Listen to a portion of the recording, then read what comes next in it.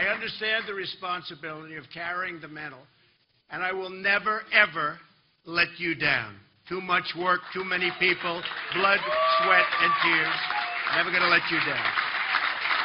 I will make you proud of your party and our movement, and that's what it is a movement. Trump taking a decidedly different tone in his speech last night after another set of primary wins, brushing off some recent criticism also by his comments about the federal judge handling his Trump University case and setting on his sights on the Democratic presumptive nominee, Hillary Clinton.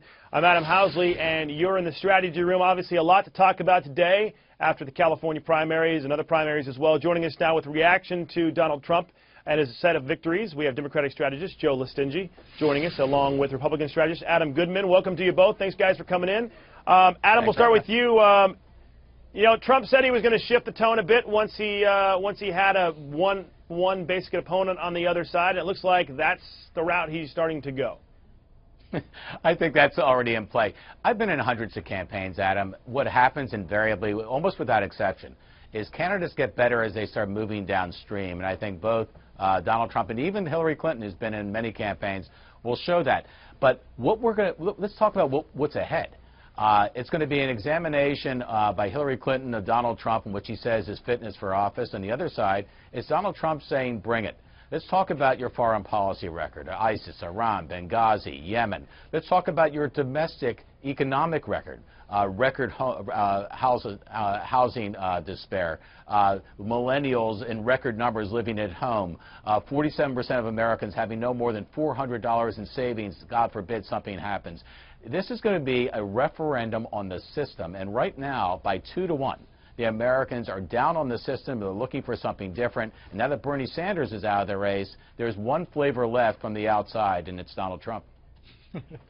Joe, he stuck to the script last night, but as we all know, he doesn't like using prompters, and we all know he flies from the cuff many times. So do you think he can do it?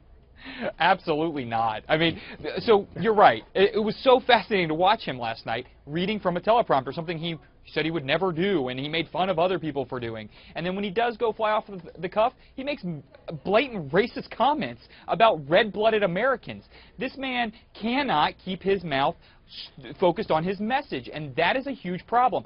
I want to talk about all the stuff Adam brought up. I really do. But none of that debate is going to happen every single time he calls out Mexicans as racist, calls an American a Mexican-American. He's not a Mexican-American. He's an American, just like I'm not an Italian-American. I'm an American. He calls out Islamic or Muslim judges that say they can't judge him. The only person who can judge Donald Trump apparently is a white Christian male, because if you're a female, you might have pig thrown at you or something like that. This guy cannot stop his mouth from getting him in trouble, and that is what we'll be talking about for a bulk of this campaign, and that's where the American people lose. If you like the flavor, if you want that flavor that's the outsider, the non-establishment, you're going to have to swallow a very, very, very tough flavor with Donald Trump if you vote for him. Adam, you know, he did face some criticism the last couple of days over his criticism of the judge. Do you think that the play or the response he had from that yesterday, as well as last night's speech, and the fact that he said he's going to now maybe focus more, do you think that's going to sway critics even in his own party? Well, I think we have a long way to go. Isn't it amazing? It's only been like 4.5 months since Iowa, and it feels like 4.5 years. So we've got 5 months ahead of us. We've got a long track ahead. Let me answer your question, though. I think you already walked back, by the way, his comments on the judge. I think he should have. I think a lot of Republicans agreed with that was not the appropriate thing to say at that moment.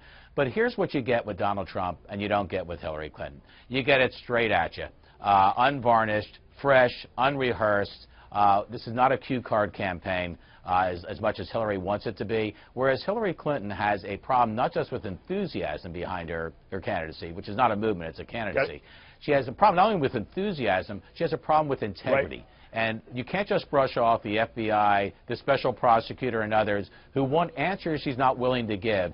And as much as she didn't have an answer for, I think, Bernie Sanders a long way into her campaign, she doesn't have answers for that. And at the end of this campaign, she has to be held accountable for that.